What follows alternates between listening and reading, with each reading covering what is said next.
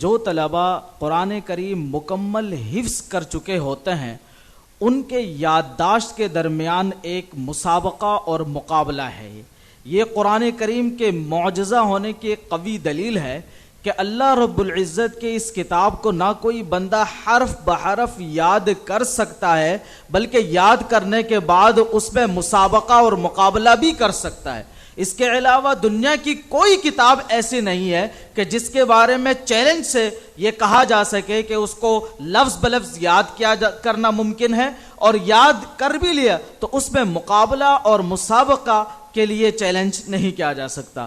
لیکن یہ اللہ رب العزت کے کلام کہ معجزہ زندہ جاوید معجزہ ہونے کی دلیل ہے اور قوی ثبوت ہے کہ اس کو نہ صرف یاد کیا جاتا ہے پوری دنیا میں بلکہ پھر مسابقہ اور مقابلہ بھی ہوتا ہے حفظ قرآن کریم کا۔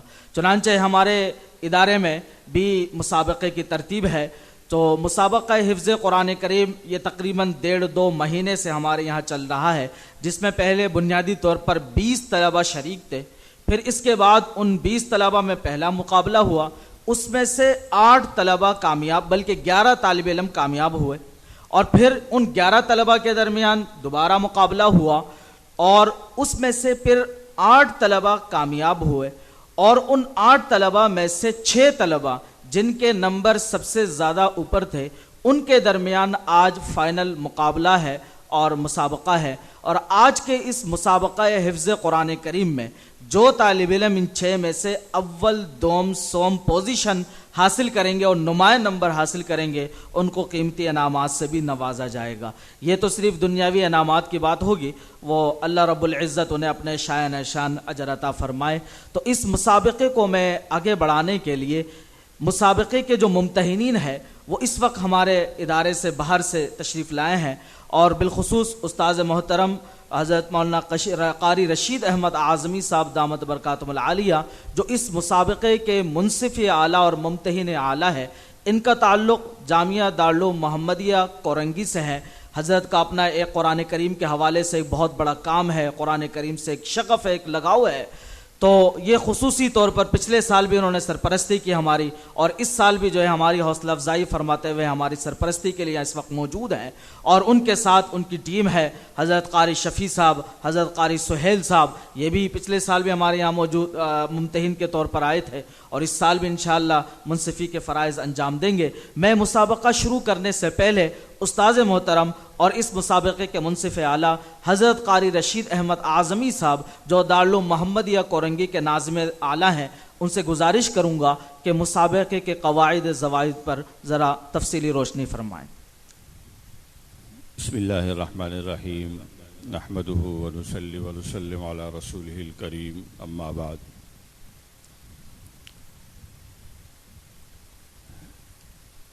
جیسا کہ آپ حضرات نے اسٹیج سے یہ اعلان سن لیا ہے کہ اس ادارے میں الحمدللہ حفظ قرآن کریم کے ساتھ ساتھ جو بچے حفظ قرآن کریم سے فارغ ہو جاتے ہیں ان کے اندر شوق پیدا کرنے کے لیے، ان کے اندر جذبہ پیدا کرنے کے لیے اس طرح کے مسابقے پورے سال ہوتے رہتے ہیں۔ اور جیسا کہ ابھی مولانا عبدالعزیز صاحب فرما رہے تھے کہ 2 مہینے سے یہ بچے محنت کر رہے ہیں، کتنی بڑی بات ہے کہ ان 20 طلبہ نے مسابقے میں 2 مہینے محنت کی، پھر ان کے درمیان ایک مقابلہ ہوا، ان میں سے جو طلبہ ممتاز آئے ان کی تعداد 11 تھی، اور پھر ان 11 کے درمیان مقابلہ ہوا،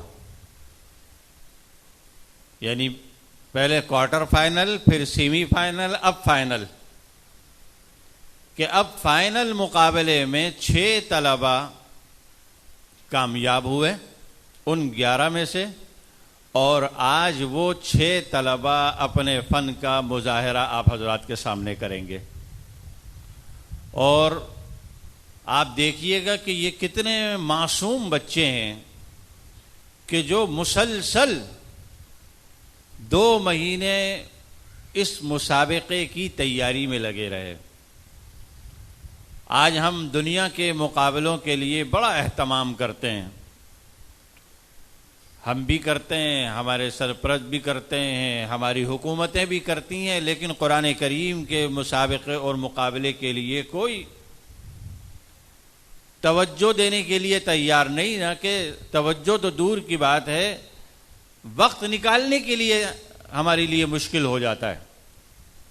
اللہ تعالیٰ ان کے اساتذہ کو، ان کے منتظمین کو، ان کے والدین کو اور ان بچوں کو خوب دونوں جہانوں میں ترقی نصیب فرمائے.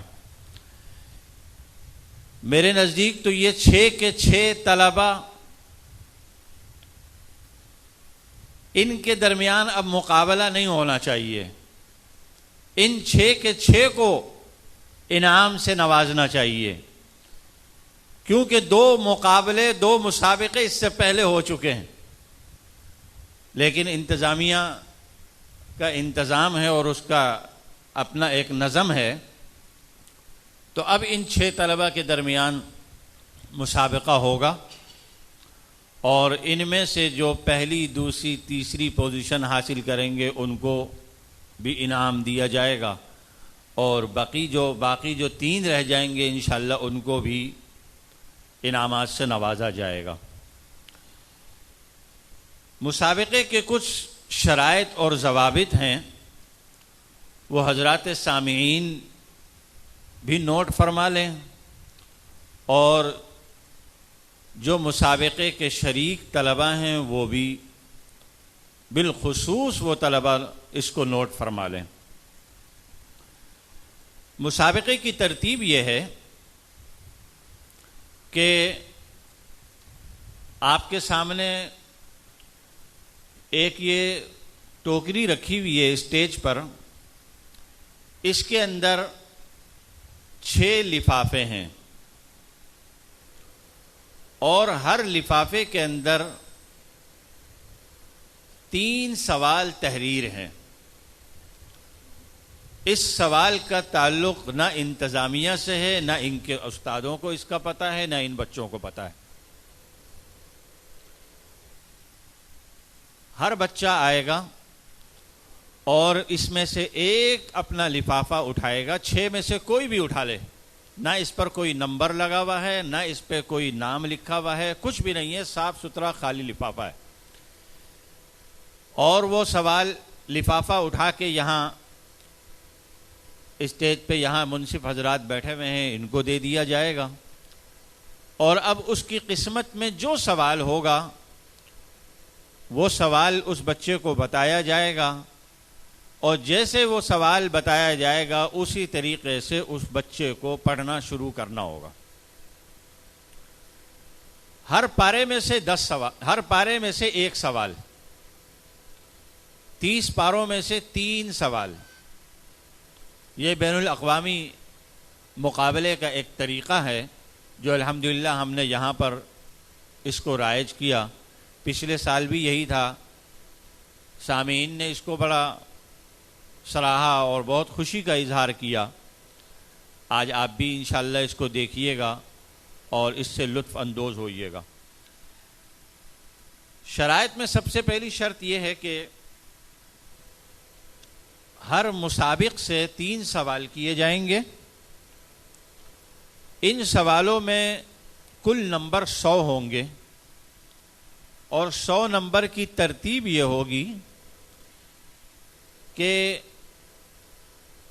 60 نمبر اس کے قرآن کریم کے یاد کرنے کے ہوں گے. 60 کو آپ 3 میں تقسیم کریں تو 20 نمبر ایک سوال کا یاد کرنے کا ہے. تو اس طرح 60 نمبر اس کے منزل کے ہوں گے جس میں پختگی کو دیکھا جائے گا، 20 نمبر اس کے تجوید کے ہوں گے، اور 20 نمبر اس کے لہجے اور انداز کے ہوں گے. اس طرح یہ کل 100 نمبر پر مشتمل یہ کارڈ ہوگا، اور ہر سوال میں دو غلطی کی گنجائش ہوگی. اگر ایک سوال میں کسی طالب علم کی دو غلطی آ گئی، اس کے بعد اگر تیسری غلطی آ گئی تو وہ سوال پورا کا پورا وہ سوال کل عدم تصور کیا جائے گا، اور جو 20 نمبر اس کو ملنے تھے وہ سارے کے سارے وضع کر دیے جائیں گے. گویا کہ ایک سوال میں دو غلطیوں کی گنجائش موجود ہے، اور ایک غلطی کے آنے پر 5 نمبر وضع کیے جائیں گے. اس طرح 3 اٹکن اگر آ گئی، اس کے 5 نمبر، یعنی ایک غلطی کے برابر 5 نمبر اس کے وضع کیے جائیں گے. اور اس طریقے سے یہ ممتحن حضرات اس کے نمبر اس کو دیتے رہیں گے. آخر میں 3 سوال جب پورے ہو جائیں گے تو اس کا یہ نمبر جمع کیا جائے گا. اس طرح ہر ممتحن کے پاس 100 نمبر ہوں گے، اور اس طرح کل 300 نمبر میں سے جو پہلا نمبر آئے گا، پہلی پوزیشن لے کر آئے گا، اس طرح اس کو اول قرار دیا جائے گا. جو اس کے بعد آئے گا وہ دوم قرار دیا جائے گا، جو اس کے بعد آئے گا وہ سوم قرار دیا جائے گا. تو یہ ترتیب ہوگی انشاءاللہ. اب یہ مسابقہ شروع ہو رہا ہے.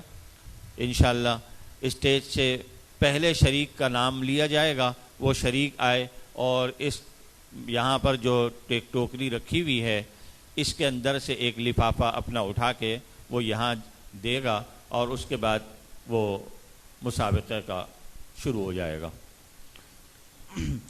جزاکم اللہ خیراً. حضرت استاد محترم نے بہت ہی قیمتی باتیں آپ حضرات سے گزارش کی ہیں، اور مسابقے کے حوالے سے کافی تفصیلی بات کی ہے.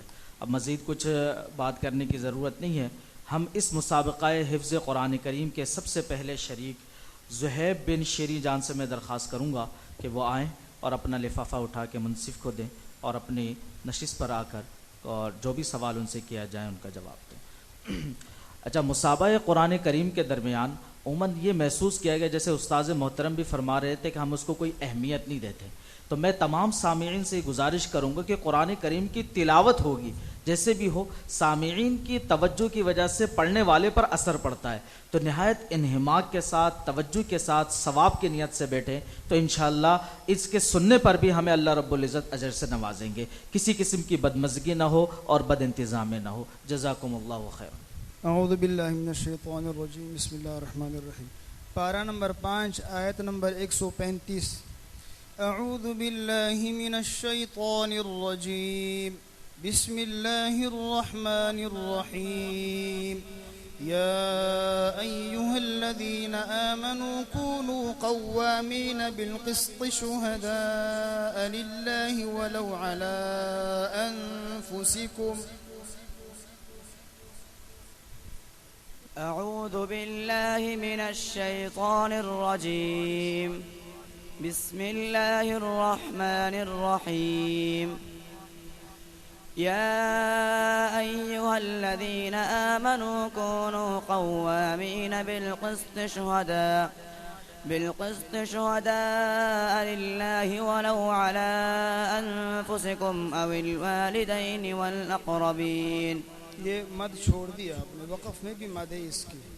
یا ایہا الذین آمنوا کونوا قوامین بالقسط شہداء.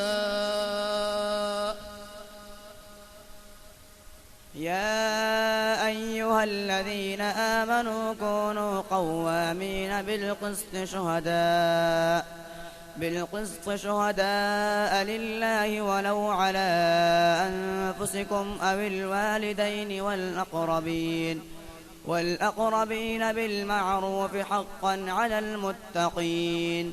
ولو على أنفسكم أو الوالدين والأقربين. بالقسط شهداء لله ولو على أنفسكم أو الوالدين والأقربين بالمعروف. إن يكن غنيا أو فقيرا فالله أولى بهما إن يكن غنيا أو فقيرا فالله أولى بهما فلا تتبعوا الهوى أن تعدلوا وإن تلووا أو تعرضوا فإن الله كان بما تعملون خبيرا يا أيها الذين آمنوا بالله ورسوله والكتاب الذي نزل على رسوله والكتاب الذي أنزل من قبل ومن يكفر بالله وملائكته وكتبه ورسله واليوم الآخر فقد ضل ضلالا بعيدا إن الذين آمنوا ثم كفروا ثم آمنوا ثم كفروا ثم ازدادوا كفرا لم يكن الله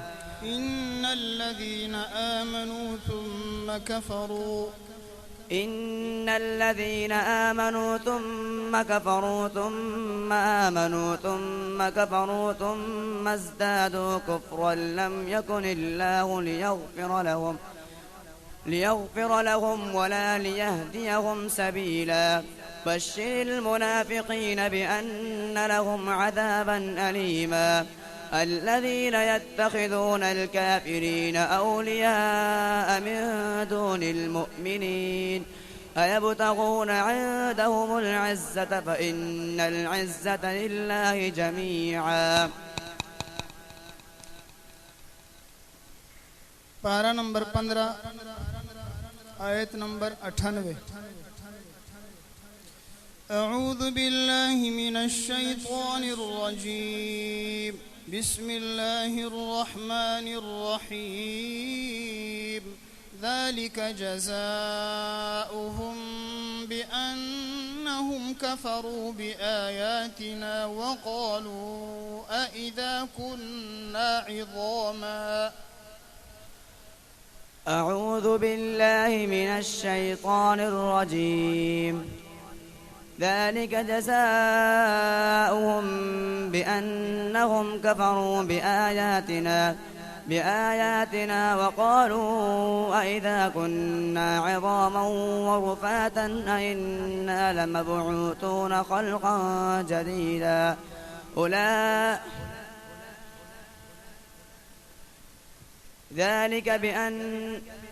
ذلك جزاؤهم بأنهم كفروا بآياتنا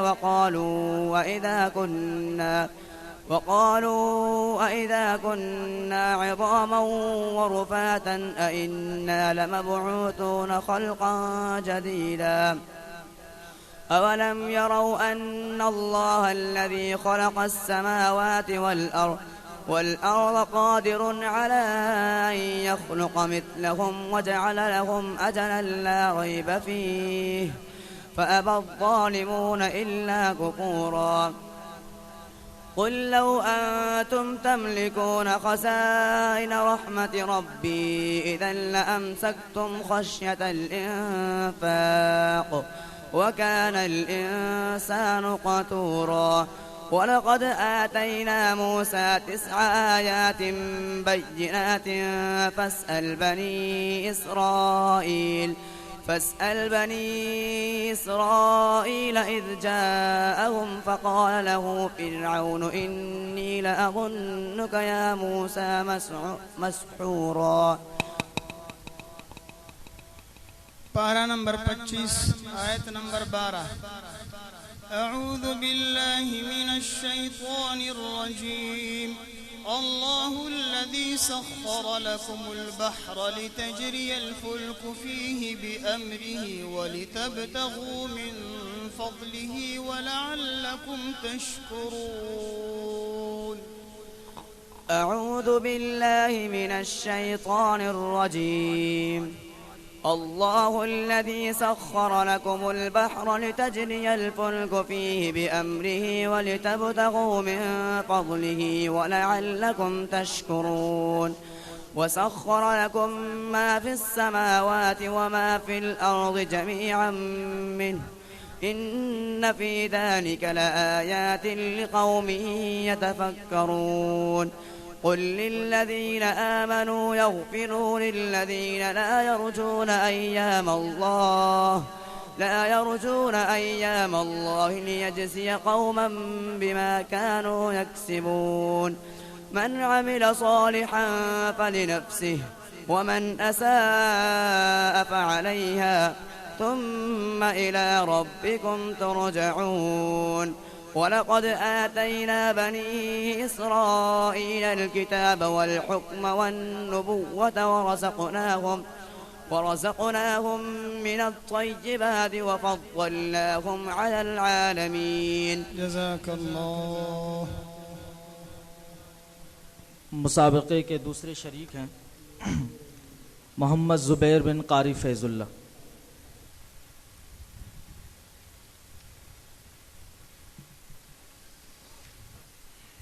पारा नंबर 4 आयत नंबर 156।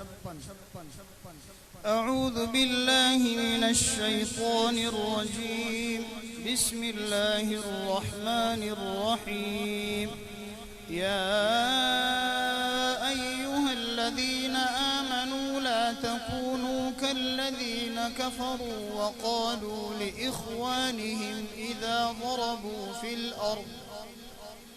أعوذ بالله من الشيطان الرجيم بسم الله الرحمن الرحيم يا أيها الذين آمنوا لا تكونوا كالذين كفروا وقالوا لإخوانهم إذا ضربوا في الأرض أو كانوا عزا لو كانوا عندنا ما ماتوا وما قتلوا. يا أيها الذين آمنوا لا تكونوا كالذين كفروا وقالوا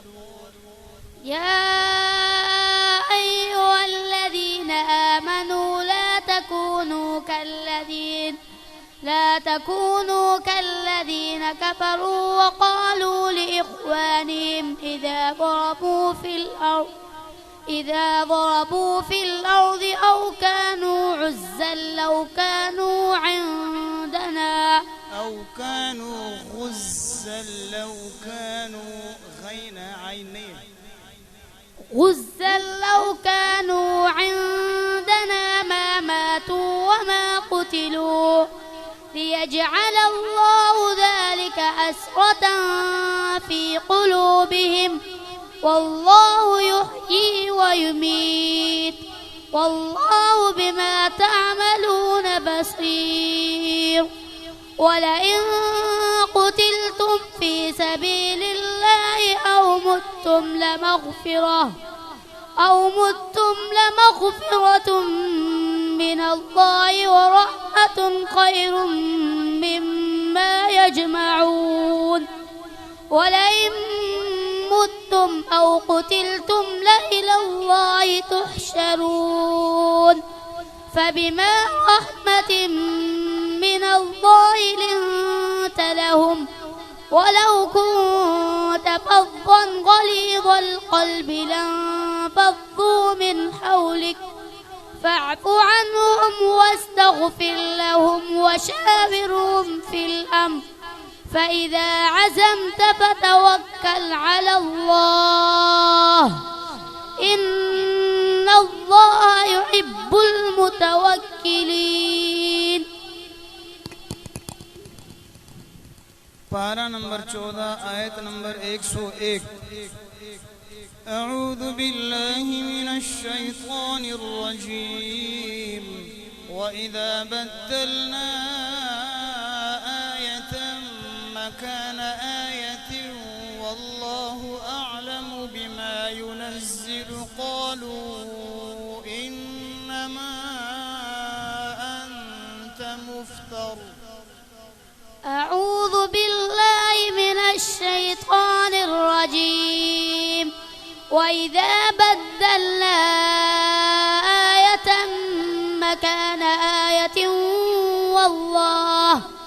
مكان آية والله أعلم بما ينزل قالوا إنما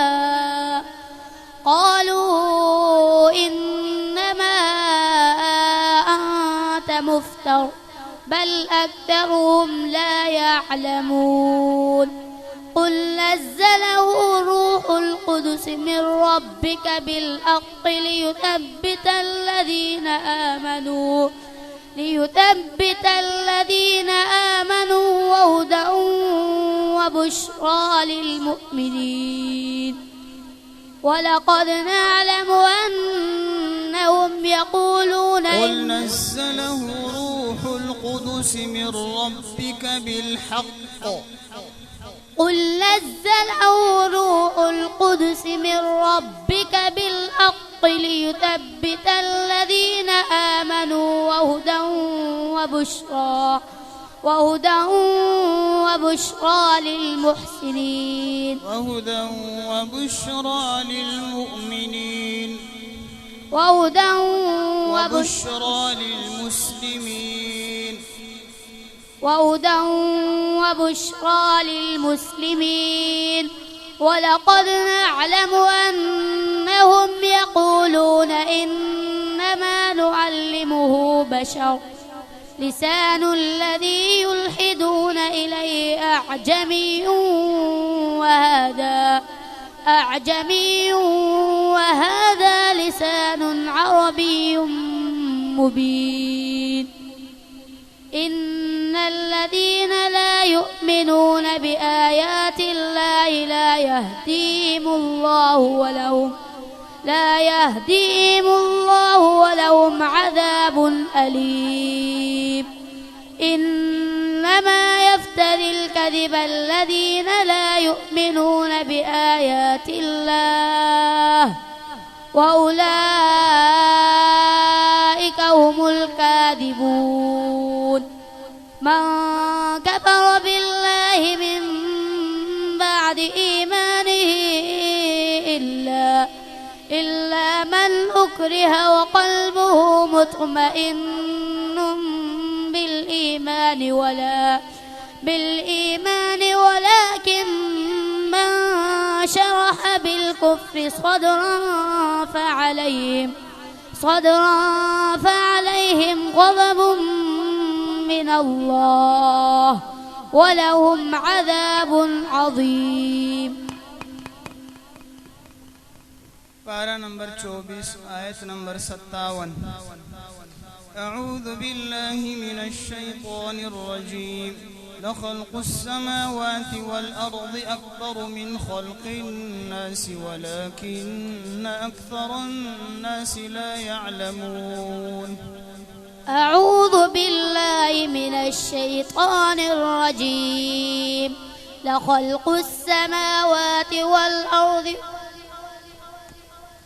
لخلق السماوات والأرض أكبر من خلق الناس ولكن أكثر الناس لا يعلمون لخلق السماوات والأرض أكثر من خلق الناس ولكن أكثر الناس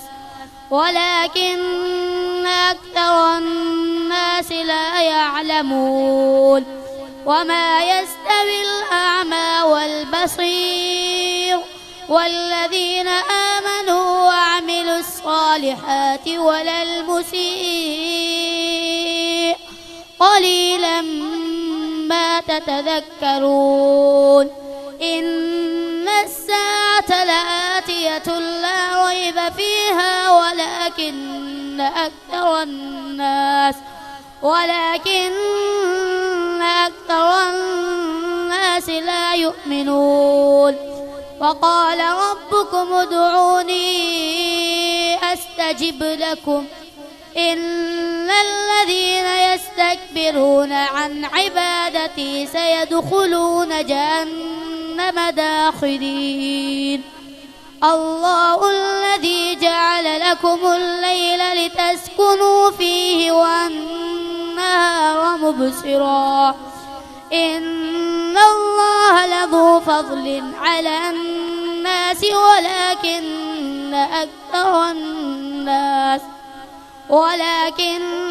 أكثر الناس لا يشكرون ذلكم الله ربكم خالق كل شيء لا إله إلا هو فأنا تؤفكون जज़ाकल्लाह। अगले शरीक है इस मुसाबक़े के रूहुल्लाह बिन मोहम्मद ख़ान, वो आएँ और अपना लिफाफा उठाएं और मुंसिफ को दें और इसके बाद जो उनसे सवालात किया जाए नहायत इत्मीनान के साथ उनका जवाब दें। और जो तलबा इस प्रोग्राम में मुख्तलिफ़ किस्म के तकारीर वग़ैरह पेश करेंगे उनसे भी मेरी गुजारिश है कि वक्त चूँकि कम है, हमने कम वक्त में तमाम काम निपटाने हैं, तो वो करीब तशरीफ़ ले आएँ। जो तलबा तकारीर वग़ैरह पेश करेंगे वो तलबा भी यहाँ स्टेज के करीब तशरीफ़ ले आएँ। बिस्मिल्लाहिर्रहमानिर्रहीम। पारा नंबर 6 आयत नंबर 10। अऊज़ु बिल्लाहि मिनश शैतानिर रजीम। बिस्मिल्लाहिर्रहमानिर्रहीम। वल्लज़ीन कफ़रू वकज़्ज़बू बिआयातिना उलाइका अस्हाबुल जहीम। أعوذ بالله من الشيطان الرجيم. بسم الله الرحمن الرحيم. والذين كفروا وكذبوا بآياتنا أولئك أصحاب الجحيم. يا أيها الذين آمنوا اذكروا نعمة الله عليكم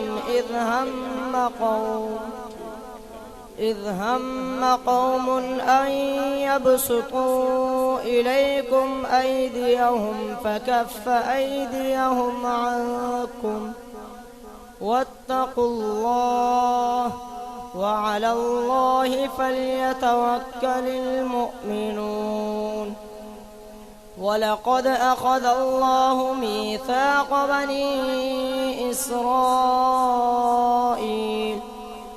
وبعثنا منهم 12 نقيبا وقال الله إني معكم لئن أقمتم الصلاة وآتيتم الزكاة وآمنتم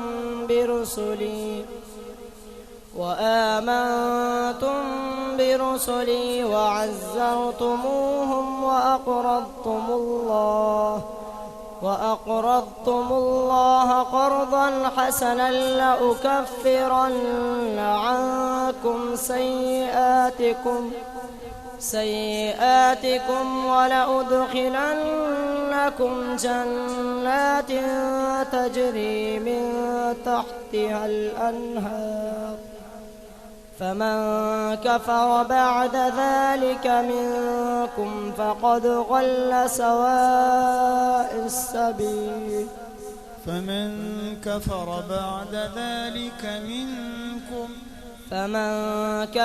بعد ذلك منكم فقد ضل سواء السبيل.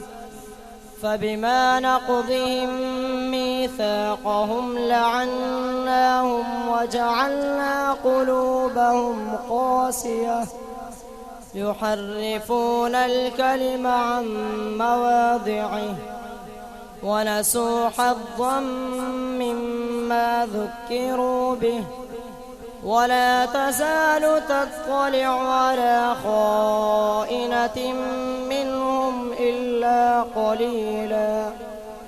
إلا قليلا منهم فاعف عنهم واصفح إن الله يحب المحسنين.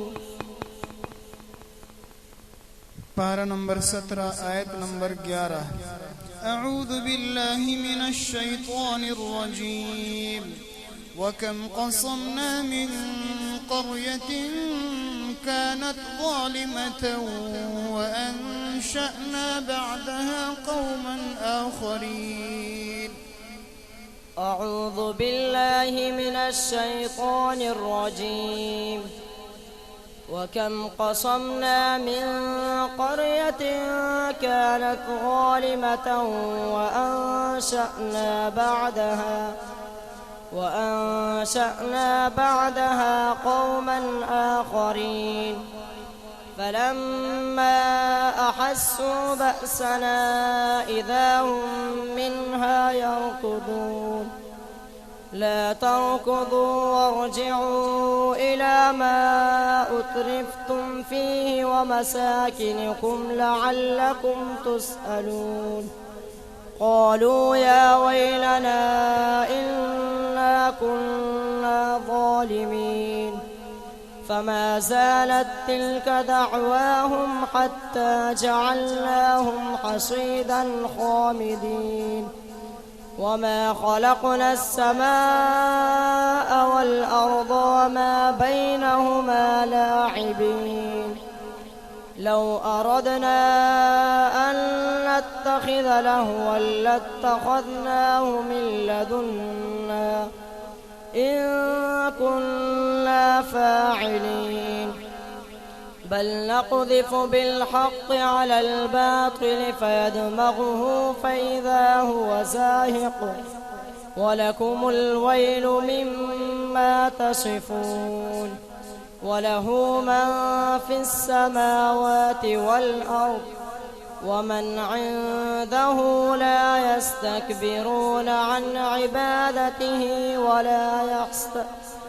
ولا يستحسرون. يسبحون الليل والنهار لا يفترون. أعوذ بالله من पारा नंबर 22 आयत नंबर 8 أعوذ بالله من الشيطان الرجيم أفمن زين له سوء عمله فرآه حسنا. أعوذ بالله من الشيطان الرجيم أفمن زين له سوء عمله فرآه حسنا فإن الله يضل من يشاء ويهدي من يشاء فلا تذهب نفسك عليهم حسرات إن الله عليم بما يصنعون. والله الذي أرسل الرياح فتثير سحابا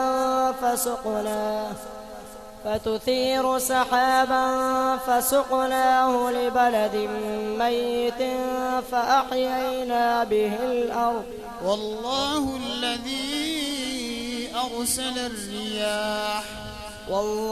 الذي أرسل الرياح فتثير سحابا فسقناه إلى بلد ميت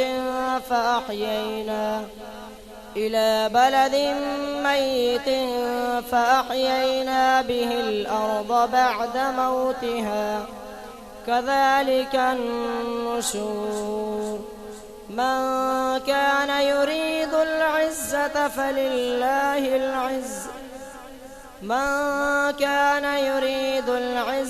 فإن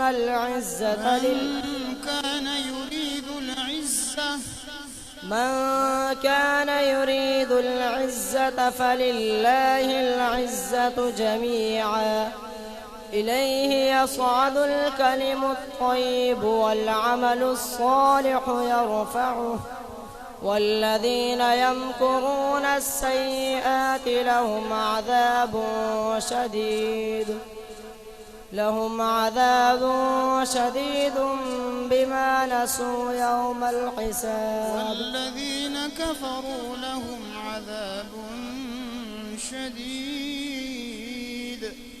والذين كفروا لهم عذاب شديد والذين يمكرون السيئات لهم عذاب شديد والذين يمكرون السيئات لهم عذاب شديد ومكر أولئك هو يبور والله خلقكم من تراب ثم من نطفة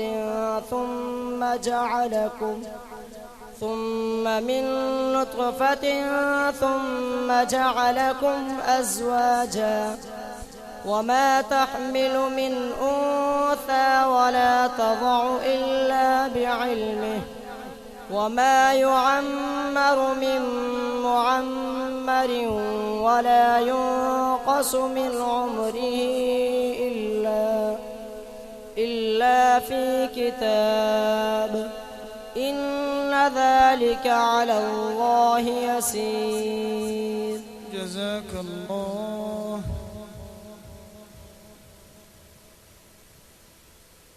जज़ाकुम अल्लाह। ये थे मुसाबक़े के तीसरे शरीक रूहुल्लाह बिन मोहम्मद ख़ान और इस मुसाबक़े के अगले शरीक हैं फ़याज़ अहमद बिन मोहम्मद शेर ख़ान। फ़याज़ अहमद बिन मोहम्मद शेर ख़ान।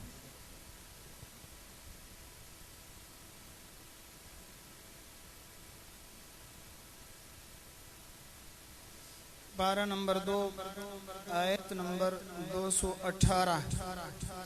अऊज़ु बिल्लाहि मिनश शैतानिर रजीम बिस्मिल्लाहिर रहमानिर रहीम। इन्नल्लज़ीना आमनू वल्लज़ीना हाजरू वजाहदू फी सबीलिल्लाहि उलाइका यरजूना रहमतल्लाह वल्लाहु गफूरुर रहीम।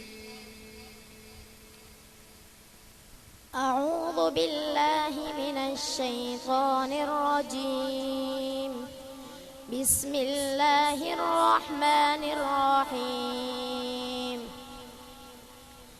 إن الذين آمنوا والذين هاجروا وجاهدوا في سبيل الله أولئك يرجون رحمة الله والله غفور رحيم قل أطيعوا الله والرسول إن الذين آمنوا والذين هاجروا وجاهدوا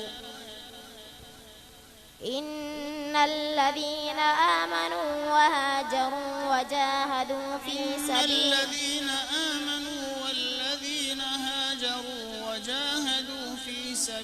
الله إن الذين آمنوا والذين هاجروا وجاهدوا في سبيل الله أولئك يرجون رحمة الله والله غفور رحيم قل أطيعوا الله يسألونك عن الخمر والميسر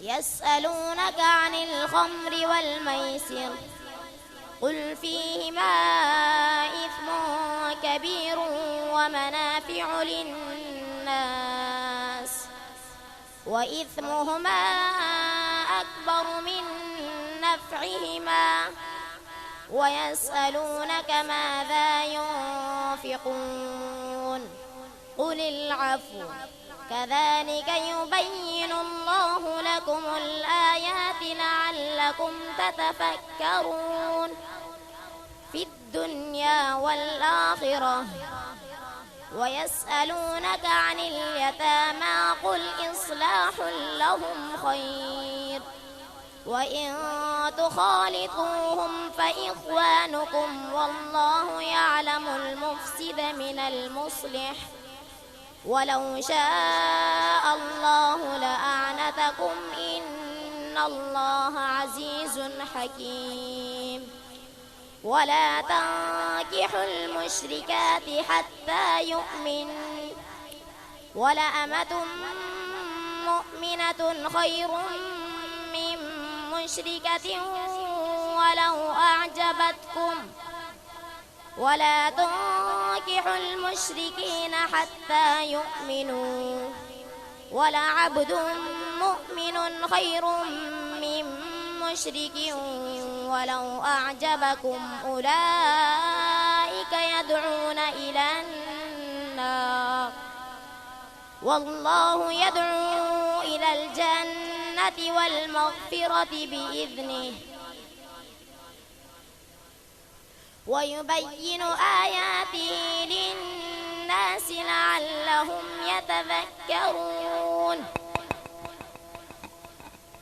पारा नंबर 12 आयत नंबर 30। أعوذ بالله من الشيطان الرجيم وقال نسوة في المدينة امرأة العزيز تراود فتاها عن نفسه. أعوذ بالله من الشيطان الرجيم وقال نسوة في المدينة امرأة العزيز تراود فتاها عن نفسه قد شغفها حبا إنا لنراها في ضلال مبين. قد شغفها حبا إنا لنراها قد شغفها حبا إنا لنراها في قد شغفها حبا إنا لنراها في ضلال مبين. فلما سمعت بمكرهن أرسلت إليهن وأعتدت لهن متكئا وآتت كل واحدة منهن سكينا وقالت اخرج عليهن. فلما رأينه أكبرنه وقطعن أيديهن وقلن حاش لله ما هذا بشرا إن هذا إلا ملك كريم. قالت فذلكن الذي لمتنني فيه ولقد راودته عن نفسه فاستعصم ولئن لم يفعل ما آمره ليسجنن وليكون من الصاغرين. قال رب السجن أحب إلي مما تدعونني إليه. قال رب السجن أحب إلي مما يدعونني إليه وإلا تصرف عني كيدهن أصب إليهن وأكن من الجاهلين. فاستجاب له ربه فصرف عنه كيدهن إنه هو السميع العليم. ثم بدا لهم من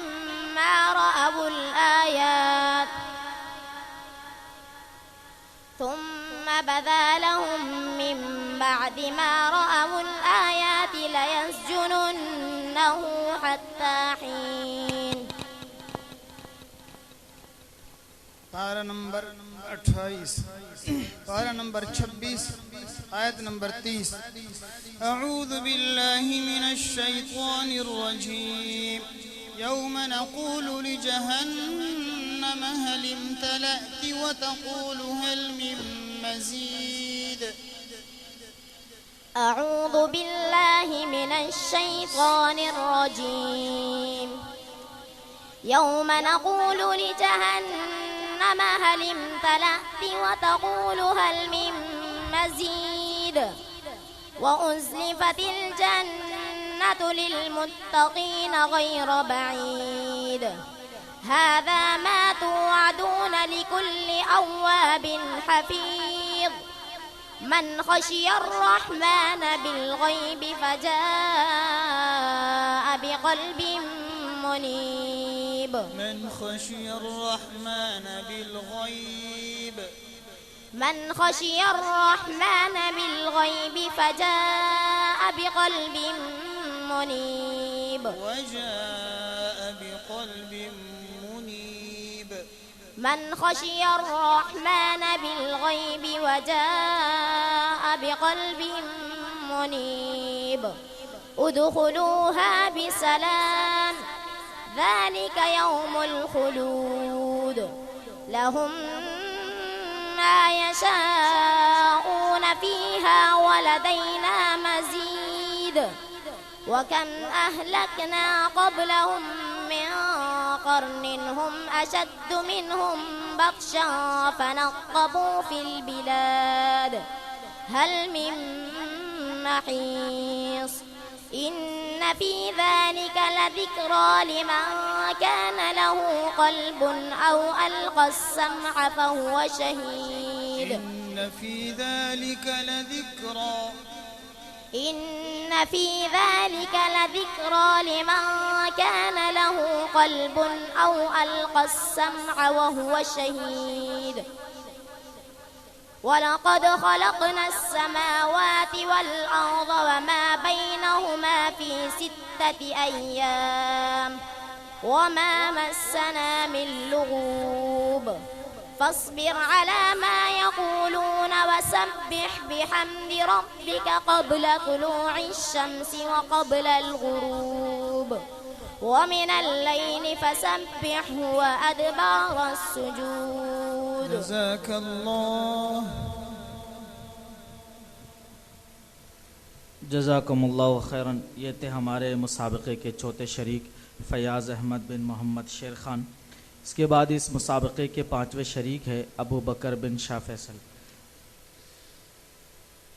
पारा नंबर 8 आयत नंबर 26 अऊज़ु बिल्लाहि मिनश शैतानिर रजीम या बनी आदम क़द अंज़लना अलैकुम लिबासन युवारी सौआतिकुम वरीशा वलिबासुत तक़वा।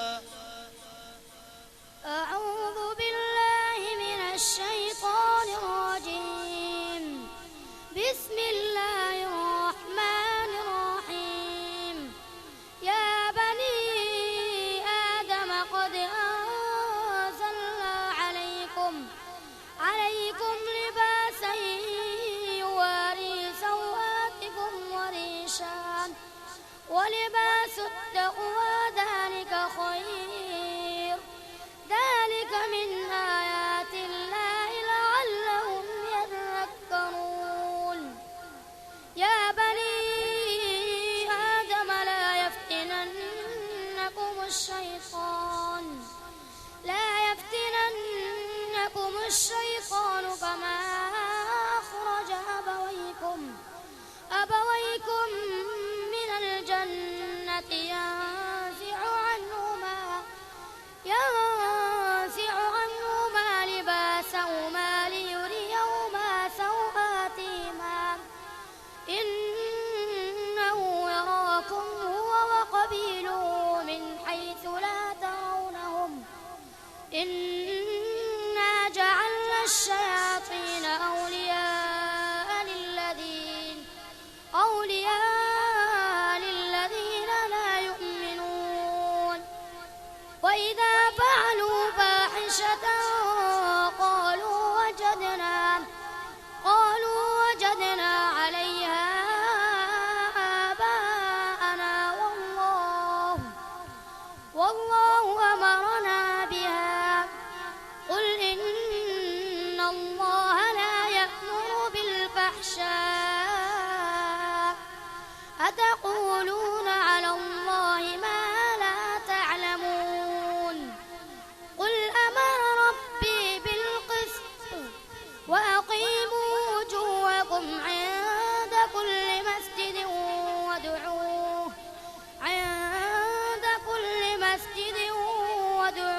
مخلصين له الدين كما بدأكم تعودون فريقا هدى وفريقا حق عليهم الضلالة إنهم اتخذوا الشياطين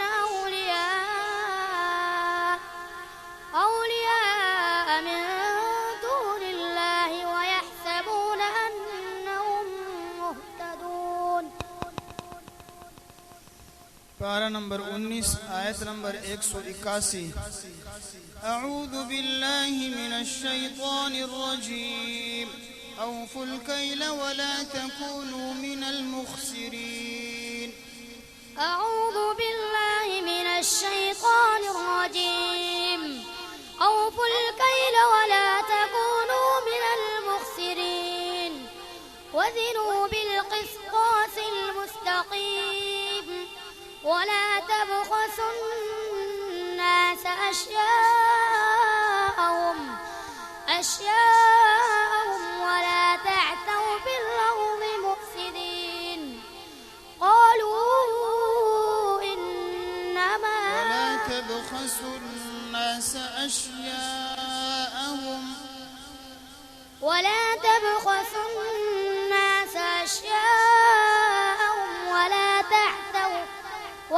تعثوا في الأرض مفسدين قالوا واتقوا الذي خلقكم والجبلة الأولين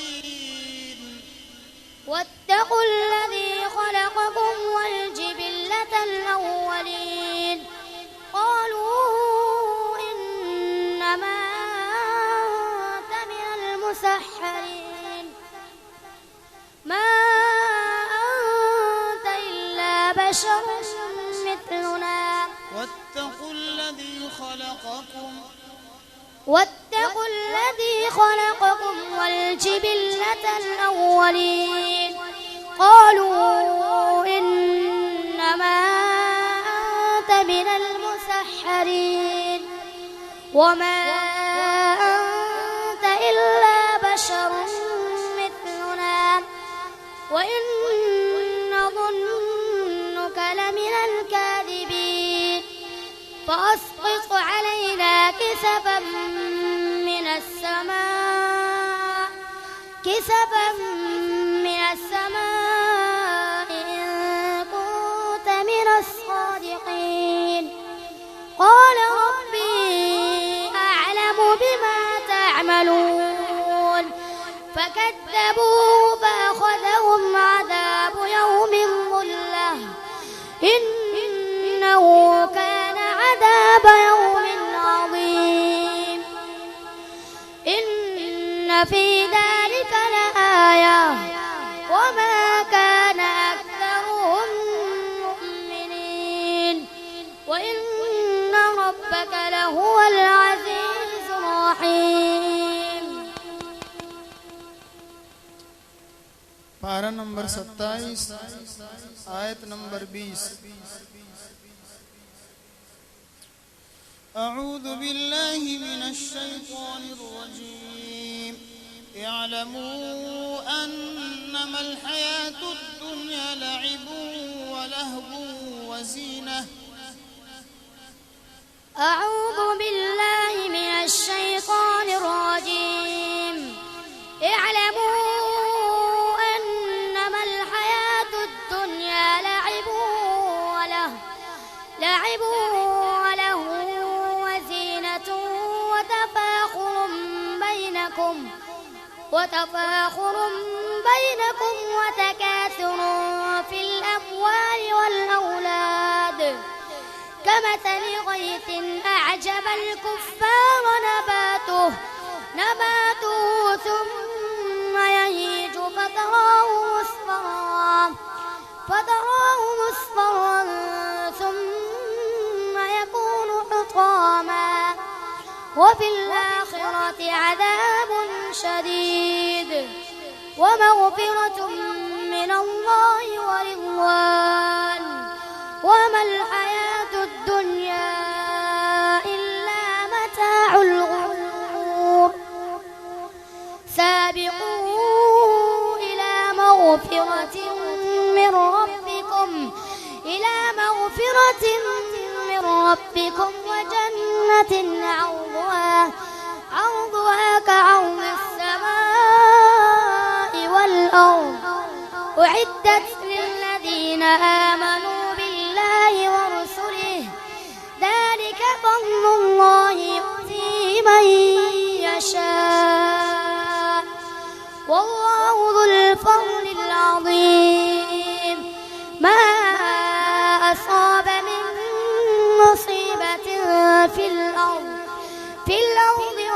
في أنفسكم إلا في كتاب من قبل أن نبرأها إن ذلك على الله يسير لكي لا تأسوا على ما فاتكم ولا تفرحوا بما آتاكم والله لا يحب كل مختال فخور. جزاك الله. माशाल्लाह ये तालिब इल्म अबू बकर बिन शाह फैसल और इस मुसाबक़े के आखिरी शरीक है हयात शाह बिन शेरवली।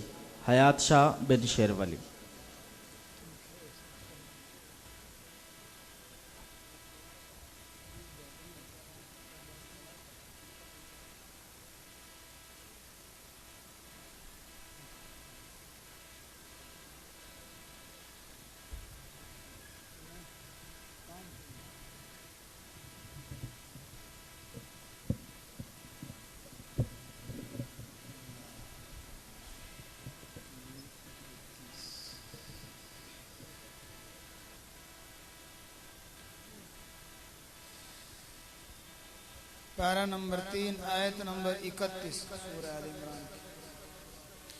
अऊज़ु बिल्लाहि मिनश शैतानिर रजीम कुल इन कुंतुम तुहिब्बूनल्लाह फत्तबिऊनी युहब्बुकुमुल्लाह व यग़फिर लकुम ज़ुनूबकुम वल्लाहु गफूरुर रहीम।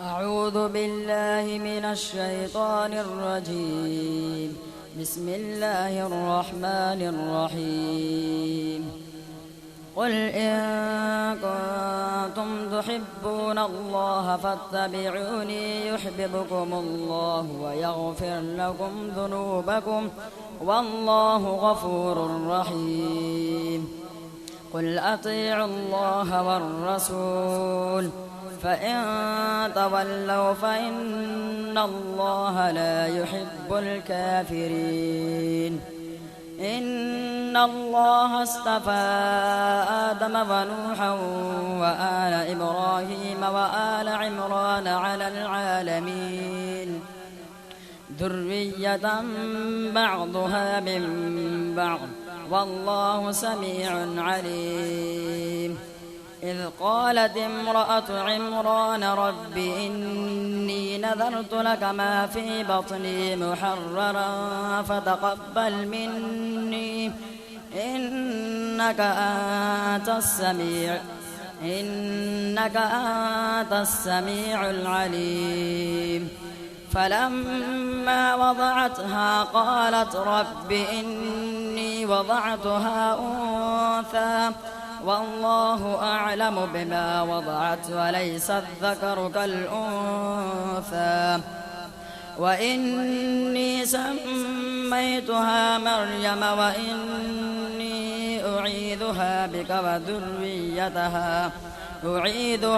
وذريتها من الشيطان الرجيم فتقبلها ربها بقبول حسن وأنبتها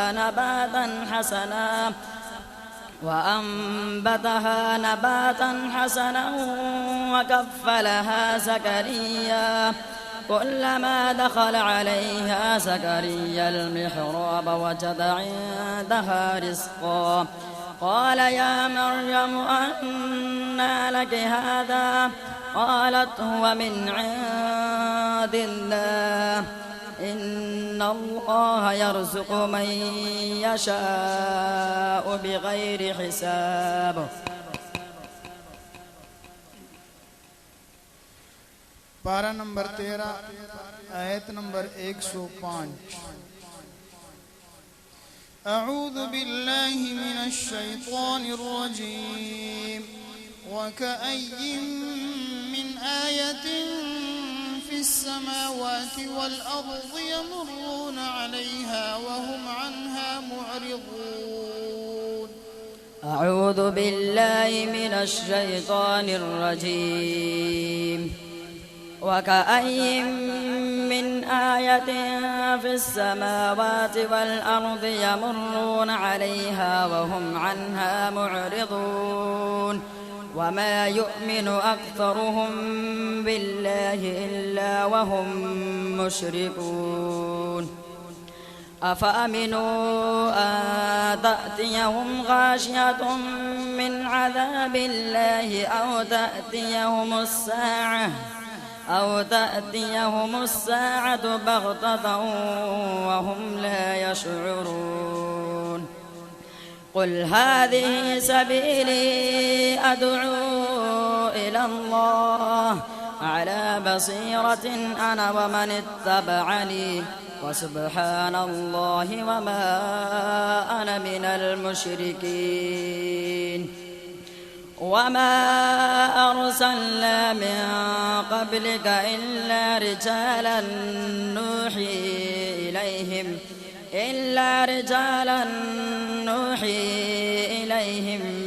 من أهل القرى أفلم يسيروا في الأرض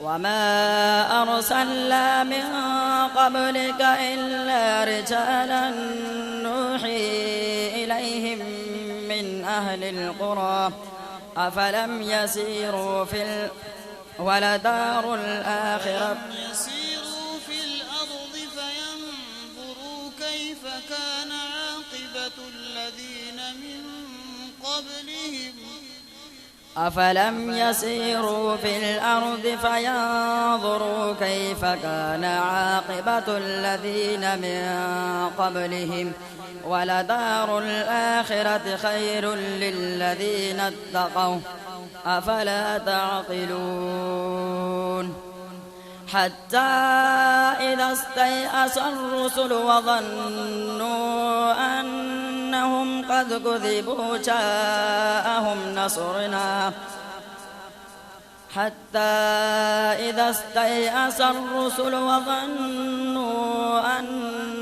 قد كذبوا جاءهم نصرنا فنجي من نشاء ولا يرد بأسه عن القوم المجرمين فنجي من نشاء ولا يرد بأسه عن القوم المجرمين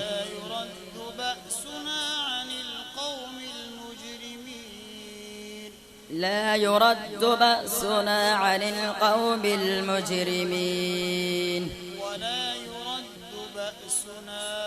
ولا يرد بأسنا عن القوم المجرمين لقد كان في قصص पारा नंबर 23 आयत नंबर 65 أعوذ بالله من الشيطان الرجيم قل إنما أنا منذر وما من إله إلا الله الواحد القهار أعوذ بالله من الشيطان الرجيم قل إنما أنا منذر وما من إله إلا الله الواحد القهار رب السماوات والأرض وما بينهما العزيز الغفار قل هو نبأ عظيم أنتم عنه معرضون ما كان لي من علم بالملأ الأعلى إذ يختصمون إذ قال ربك للملائكة إني خالق بشرا من طين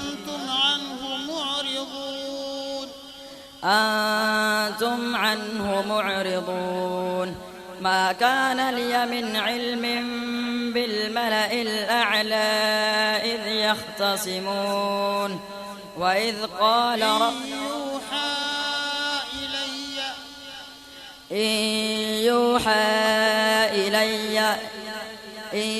يوحى إلي إلا أنما أنا نذير مبين إذ قال ربك للملائكة إني خالق بشرا من طين فإذا سويته ونفخت فيه من روحي فقعوا له ساجدون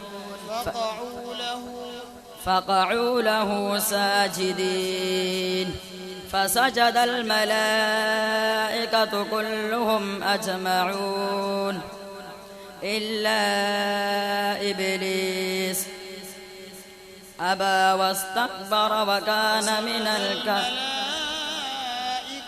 كلهم أجمعون فسجد الملائكة كلهم أجمعون فسجد الملائكة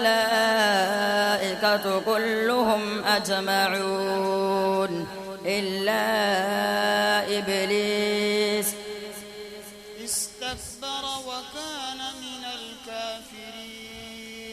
استكبر وكان من الكافرين قال ما منعك أن تسجد لما إبليس استكبر وكان من الكافرين إلا إبليس استكبر وكان من الكافرين قال يا إبليس ما منعك أن تسجد لما خلقت بيدي أستكبرت أم كنت من العالين صدق الله العظيم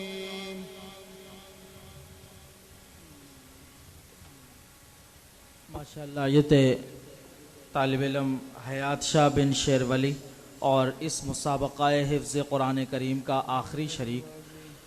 अल्हम्दुलिल्लाह मुसाबक़ा हिफ्ज़ कुरान करीम का जो मरहला था वो पाए तकमील को पहुँचा और अल्लाह रब्बुल इज़्ज़त मुनसिफ़ीन को खुसूसन हज़रत उस्ताज़ मोहतरम हज़रत मौलाना क़ारी रशीद अहमद आज़मी साहब दामत बरकातहुम और उनके साथ तशरीफ़ लाए हुए हज़रत क़ारी सुहेल साहब और हज़रत क़ारी मोहम्मद शफ़ी साहब, इन तमाम हज़रात को अल्लाह ताला अपने शान शान अजर जज़ील अता फ़रमाए। मज़ीद वीडियोस के लिए आप हमारे फेसबुक पेज को लाइक करें